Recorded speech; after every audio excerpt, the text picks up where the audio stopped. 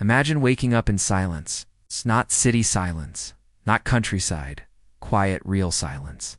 No traffic, no notifications, no voices. Just wind, water, and birds that sound like they were programmed by nature to calm your brain. You step outside, and there's no gate, no road, no neighbor. Only sand, ocean, and whatever you decide goes. It's not a dream. It's what life looks like when you buy your own private island for $100 million. Yeah, people actually do that. Not celebrities renting one for a weekend. I mean, full ownership. Title deed, mine, and the reasons why they do it. They're not what you think. Sure, at first glance it looks like the ultimate vacation flex. A luxurious paradise with palm trees, a mega mansion, maybe a yacht anchored nearby. But the deeper you look, the more you realize. This isn't about luxury. It's about power, secrecy, and survival. See, the ultra-wealthy are playing a different game than the rest of us. While we're grinding out 925 South, stuck in traffic, watching reels of people living their best lives, billionaires are out there buying land the rest of us can't even find on Google Maps. But here's the thing. Bees. Islands aren't just pretty, they're strategic. Think about it. An island is naturally isolated. It's defensible. It's private. And it's completely customizable. Want to build a hidden runway for your private jet? Go for it. Want to install underground bunkers, artificial lakes, or a smart surveillance system with facial recognition? Done. In fact, a lot of these islands aren't even for living full-time. They're escape pods. Backup plans. Off-grid sanctuaries in case things go sideways in billionaires. Trust me, they think a lot about things going sideways. What kind of things? Well, pandemics, war, economic collapse, AI revolts, you name it. If there's a doomsday scenario, someone out there is preparing for it. Not with canned beans in a basement, but with fortified islands equipped like sci-fi safe zones. There's a story, and it's not public, about a Silicon Valley billionaire who bought a small island in the Pacific. He didn't tell anyone. No press, no announcement. But satellite imagery showed a sudden development. A large mansion, a helipad, solar arrays, underground structures being dug out over months.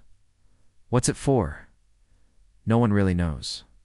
But the guy isn't living there. He visits occasionally, flies in quietly, and stays for short periods. Security, ex-military, equipment, military-grade, energy, fully off-grid. That's not just a summer home. That's a contingency plan. And he's not alone. These people don't trust the systems they helped build. They know how fragile things really are. That's why behind the curtain there's a trend. Call it the island exit strategy. It's not new. But it's becoming mainstream among those with more money than most of us could imagine. And then there's the ultra-luxury side of it. These islands aren't all about survival. Some are straight-up adult playgrounds. Imagine. A tropical version of Westworld robotic staff, holographic entertainment systems, eye-controlled lighting, temperature, sound. You think it's quiet? No. It's precision-engineered tranquility. The sound of the ocean is actually amplified through hidden speakers to keep your brain in a theta wave state. That's how deep this stuff goes. And when guests arrive, there's no booking system. You're personally invited. Each person's arrival is calculated. Private jets land on the mainland. Then they're escorted to the dock where a luxury yacht takes them the rest of the way. Facial scans are done discreetly. Phones locked away. No photos, no stories. What happens on the island stays on the island. Not because of vibes, but because of contracts and lawyers. And then there are rumors. The kind you don't find in news articles. But in off-the-record conversations with people who've worked behind the scenes, there's talk of rituals, of experimental tech, discussions and deals that could shape entire industries or countries being made over. Dinners no one's allowed to talk about. Think of it as the world's most exclusive boardroom. It's disguised as a beach paradise. And here's what's truly chilling.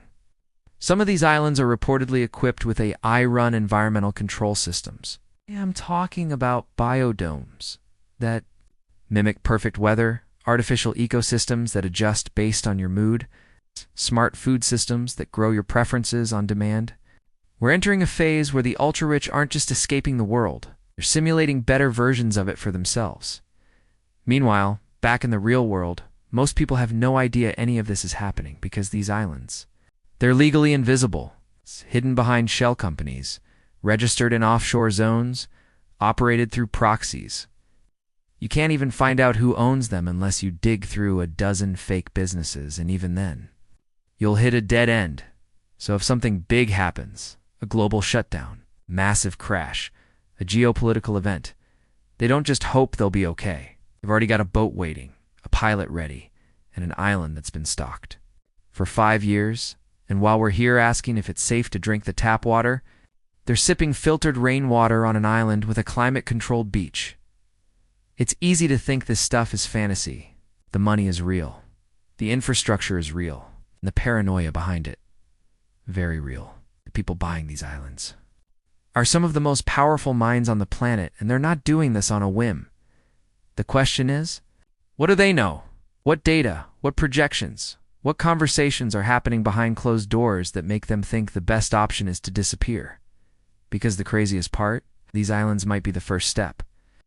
Today, it's remote land. Tomorrow, it's off-world. Mars, the moon, space colonies. A $100 million island isn't just a playground. It's a launch pad.